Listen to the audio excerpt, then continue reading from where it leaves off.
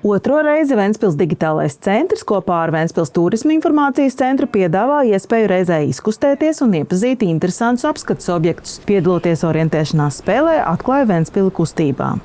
Ir tapis šis jaunais orientēšanās maršruts, kurā dalībniekiem ir dot dažādu uzdevumu un video ieskats, kas mums Ventspilī ir apskatāms.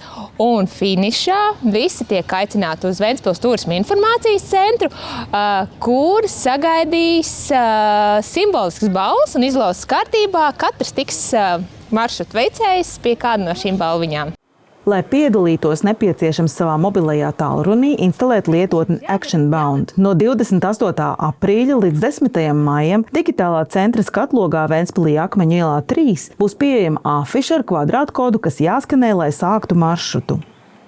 Mērķis ir tāds, ka cilvēki dodas aktīvā pastaigā vai braucienā ar velosipēdu.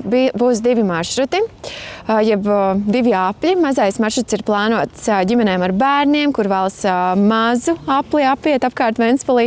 Un lielais maršruts ir vairāk piemērots velosipēdistiem vai tiem, kuriem patīk daudz staigāties. Digitālā pārgājiena dalībniekiem būs jāatrod konkrēti punkti, kuros tālrunī varēs noskatīties video, ko ierunājuši gidi un citi eksperti. Ir uzrunāti vairāki Ventspils gidi un Ventspils iedzīvotāji, kuri pastāstīs par konkrēto vietu, gan no vēstures viedokļa, gan arī no tā, kāpēc šī vieta ir īsti radusies, kāds ir tās mērķis, un lai iepazīstinātu cilvēks ar Ventspili.